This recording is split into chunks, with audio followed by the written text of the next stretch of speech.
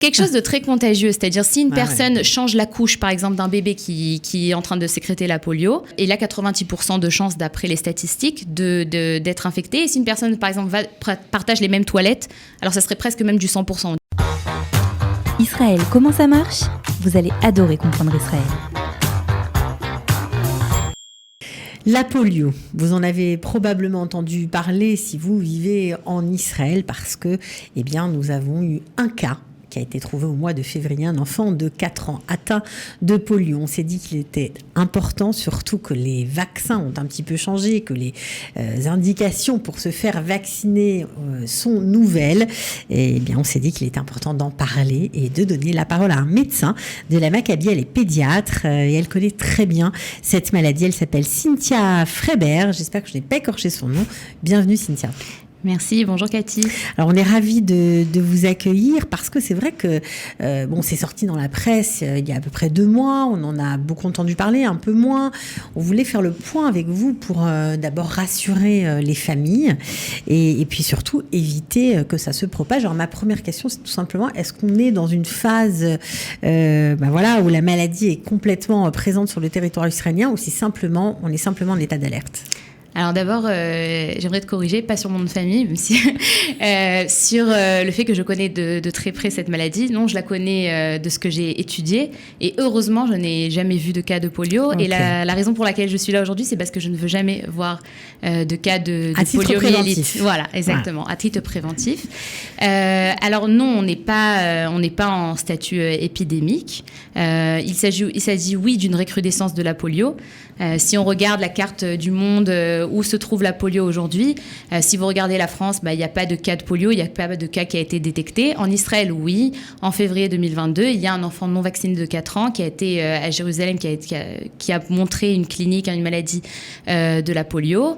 Et à la suite de ça, dans certains tests qui ont été faits dans les égouts, autour de Jérusalem, de Bnei-Brak, de Tibériade, ils ont retrouvé une forme du virus de la polio. Et aussi dans les selles d'enfants asymptomatiques ont été retrouvés. Donc oui, parce que c'est un virus, on va expliquer déjà qu'est-ce que c'est que ce virus et comment ça se transmet. Ça se transmet par les selles, mais juste une précision, en fait, ça faisait 30 ans qu'en Israël, il n'y avait plus de cas de polio. Le dernier cas de poliomyélite clinique, il était en 1988. Voilà, donc on a de quoi s'affoler un peu. On va pas s'affoler, on va faire en sorte d'être vigilant et d'éviter justement l'épidémie de cette maladie très contagieuse et qui peut aussi être très grave. Alors, juste pour préciser, d'abord on va commencer par qu'est-ce que c'est que ce virus et comment il se transmet ? Alors, le virus, poliovirus, en fait c'est 3 virus, il y a 3 types, poliovirus 1, 2 et 3, qui font cette maladie. Ils font partie d'une famille de virus assez simple, ça s'appelle les entérovirus, les virus des intestins. Ils sont tellement simples qu'ils n'ont même pas d'enveloppe. Le fait qu'ils n'ont pas d'enveloppe, ça leur permet de rester longtemps dans l'environnement parce qu'on n'arrive pas à les détecter. Et en fait, ce virus, la contamination se fait féco-oralement, c'est-à-dire par les excréments, en fait, des excréments qui auraient été touchés par le virus, donc par une mauvaise hygiène des mains, par changer les couches, etc. Il y a aussi certaines sécrétions respiratoires qui pourraient aussi faire la contaminaison, mais c'est vrai que principalement c'est féco-oral et c'est de personne en personne, c'est-à-dire le réservoir, il est humain. Et donc ce virus rentre dans le système digestif. À partir du système digestif, il en ressort, donc on le revoit encore dans les excréments, il va encore contaminer d'autres personnes. Mais dans la personne elle-même, il peut passer vers son système lymphatique, puis vers la circulation sanguine et même arriver les neurones. Le poliovirus, ce qu'il aime faire, c'est arriver sur certains neurones de certains endroits du système nerveux. Il aime particulièrement le système moteur et c'est ce qui explique en fait les handicaps qu'on connaît de la polio. La paralysie de certains membres et voilà, ce qu'on connaissait avant les campagnes de vaccination de masse. Alors, est-ce que tout le monde peut porter ce virus, en tout cas transporter ce virus sans forcément en avoir des signes ? Alors exactement, il y a 80 à 90% des personnes contaminées par un poliovirus qui sont asymptomatiques. Donc maintenant, grâce au corona, la majorité des personnes savent qu'est-ce que c'est un asymptomatique. C'est une personne, en effet, qui n'a rien, tant mieux pour lui, mais qui est vecteur de la maladie, qui peut contaminer d'autres personnes qui, eux, auront peut-être moins de chances que ça. Et si on veut parler de la maladie, il y a 10 à 20% des personnes contaminées qui auront une maladie, une sorte d'état grippal. Ça va être fièvre, maux de gorge, maux de tête, vomissements. Bon, ne commencez pas tous à aller à la copatroline et dire que vous avez la polio si vous avez un état grippal. Mais c'est vrai que ça fait partie des symptômes que peut faire la polio. Une partie d'entre eux ont des symptômes de méningite virale. Donc la méningite, c'est une raideur de la nuque, maux de tête, vomissements, etc. Et un tout petit pourcentage, moins de 1%, mais c'est vrai que moins de 1% à l'échelle d'une épidémie, ça peut faire énormément de cas. Il y a la maladie, la paralysie flasque aiguë qu'on l'appelle, où en fait, justement, le virus va arriver sur un groupe de neurones dans le système nerveux et va les atteindre, va commencer à se multiplier dedans, parce que c'est ça ce qu'ils savent faire les virus, c'est se multiplier. Ils vont aussi détruire les neurones et laisser en fait un problème neurologique. Ça peut être une jambe, ça peut être 2 jambes, ça peut arriver à la quadriplégie, donc les 4 membres, et ça peut aussi malheureusement atteindre aussi les muscles de la cage thoracique ou le diaphragme et causer vraiment une détresse respiratoire jusqu'à avoir même décès. Ouais, c'est une maladie qu'il faut prendre extrêmement au sérieux, mais on n'en est pas là. On n'en est pas là et on ne va pas. Pas du tout. On va pas y arriver. Alors, ce qui est intéressant, c'est de faire le point par rapport au mode vaccinal qu'on a connu jusqu'à maintenant en Israël. Est-ce que d'abord c'est le même que ceux qu'on pratique en France? Est-ce qu'on vaccine de la même façon? Parce qu'il y a beaucoup de nouveaux immigrants qui sont arrivés, ou même d'anciens immigrants, des gens qui sont là depuis 10 ans, qui ont eu des enfants, etc. Et peut-être que le mode vaccinal n'est pas le même. Alors, dans le schéma vaccinal en Israël, aujourd'hui, on reçoit 2 types de vaccins. On reçoit un vaccin qui est inactivé, ça s'appelle l'IPV. C'est un vaccin qu'on reçoit intramusculaire dans le muscle et qu'on reçoit en fait en 4 prises, à 2 mois, à 4 mois, à 6 mois et à 12 mois, puis un rappel en kitabet au CE1 à l'âge de 7 ans. D'accord, alors ça c'est comme ça que ça se passe ici. C'est comme ça que ça se passe ici. Depuis combien d'années ? Depuis toujours, c'est-à-dire depuis depuis que le vaccin est entré vers la fin des années 50, le début des années 60, c'est là que le vaccin est entré en Israël. D'accord. Donc c'est un vaccin qui est très sûr, qui est donné dans le monde entier. Ce même vaccin est donné en France. Dans la première année, ils reçoivent aussi 4 doses. Un mois après, un mois par ici, un mois par là, mais ils reçoivent le même vaccin. Maintenant, le deuxième vaccin, c'est celui-là qui fait la différence. C'est celui-là qui devient en fait la star d'aujourd'hui, celui dont on parle tout le temps, le Mivtza Shtei Tipot, l'opération de 2 gouttes. C'est le vaccin OPV, le vaccin qui est donné à l'oral, que vous voyez l'infirmière qui donne à l'enfant 2 gouttes dans sa bouche. Ça, c'est le vaccin oral. Donc, d'après le schéma vaccinal israélien, on le reçoit à l'âge de 6 mois et on le reçoit à l'âge de 18 mois. À l'âge de 6 mois, l'enfant a déjà reçu 2 doses d'IPV, à l'âge de 2 mois, à l'âge de 4 mois. Et donc, au 6e mois, il reçoit en même temps son IPV, en même temps son OPV. C'est important à dire. L'OPV, c'est quoi? C'est le virus Alors, qui est c'est vivant, un virus. C'est ça? Alors, voilà, on peut l'appeler le virus vivant. C'est un virus atténué. C'est un virus qui rentre dans le système digestif. C'est un poliovirus, en fait, qui a été changé, qui nous permet de donner un vaccin. C'est donc qui nous permet, en fait, de nous vacciner, donc par le même principe que les autres vaccins. Mais sa particularité sera qu'il est extrait lui aussi par le système digestif. Okay. Et donc, une personne qui reçoit l'OPV peut en fait vacciner son entourage.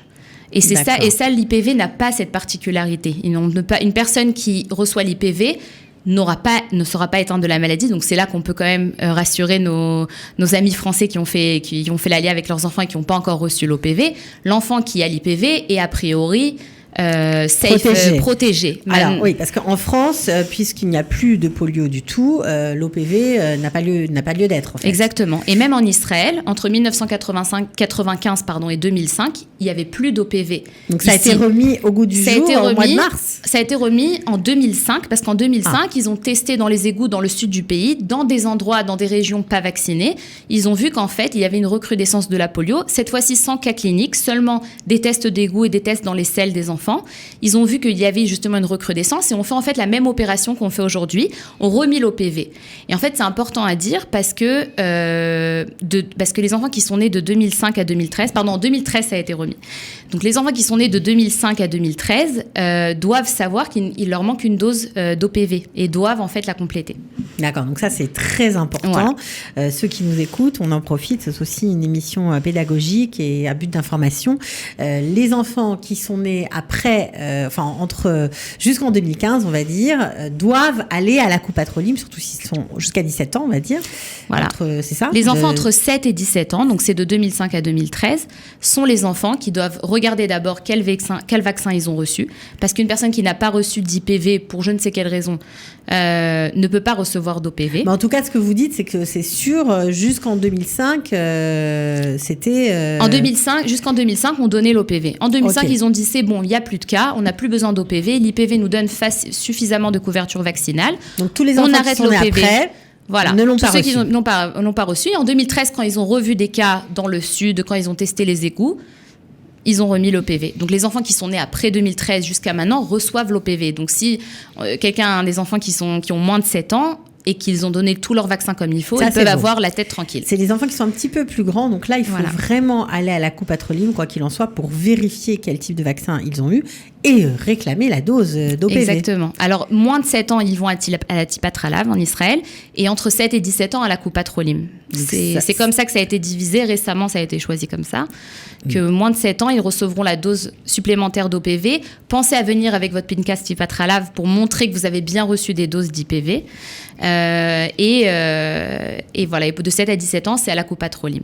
Bon, alors évidemment, comme tous les vaccins, il y a toujours des idées reçues. Quelles sont les idées reçues véhiculées le plus généralement contre le vaccin, pour éviter de se faire vacciner, on le sait. Bon, déjà, les 2 vaccins, il faut savoir que vraiment, ils sont utilisés depuis plusieurs années. Ils sont très sûrs et ils sont efficaces. Déjà, c'est quelque chose d'important à savoir. Préciser, à la fois l'IPV, à la fois l'OPV. Il y a de la réticence par rapport à un vaccin qui est atténué, par rapport à un vaccin qui n'est pas activé, qu'on appelle un vaccin vivant. Alors, c'est le virus, mais le virus un peu modifié de façon à ne pas être malade, évidemment. Exactement. Alors pourquoi ?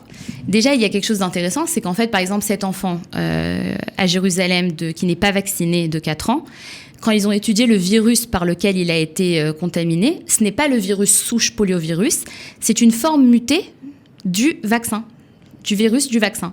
Okay. Donc là, les personnes vont dire, alors voilà, vous donnez un vaccin qui en fait cause la maladie. Donc d'abord, voilà, donc on fait de l'ordre. Déjà, ce vaccin, il a été créé à la base du poliovirus souche.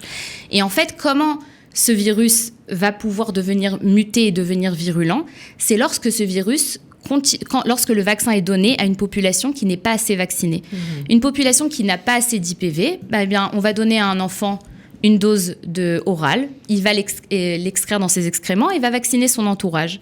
Et donc, son virus vaccin, on va l'appeler comme ça, va arriver chez celui d'à côté, etc., etc., etc. Maintenant, normalement, si tout le monde avait été vacciné autour de lui ou la majorité ont été vaccinés autour de lui, ça s'arrête au bout d'un moment. Mais sinon, en fait, ce virus va rester trop longtemps au sein de cette population et comme le veut la biologie des virus, la génétique des virus, il va commencer à muter et dans de cas rares, comme il s'est passé maintenant en Israël, va devenir mutant. Donc, en fait, on a vraiment besoin pour obtenir une couverture vaccinale au maximum, que les gens aillent se faire vacciner et de l'IPV et de l'OPV. L'IPV seulement ne va pas suffisamment pour l'instant nous protéger, il va falloir et l'IPV et l'OPV. Donc c'est vraiment très important que tous les enfants qui n'ont pas reçu cette dose d'OPV aillent à l'acopatroline.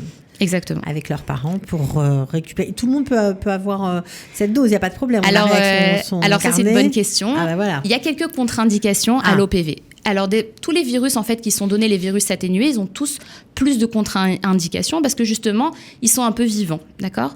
Donc, qu'est-ce qu'on fait ? Tout d'abord, une personne qui est immunodépressif ou qui est traité par un traitement immunodépressif ou qui a dans sa maison quelqu'un qui est avec lui, qui est immunodépressif, ça sera problématique de lui donner l'OPV. Évidemment, on regarde au cas par cas. C'est pas toutes les personnes qui pensent être immunodépressifs qui ne peuvent pas l'avoir. Il y a vraiment une liste et il faut vérifier ça avec son médecin traitant.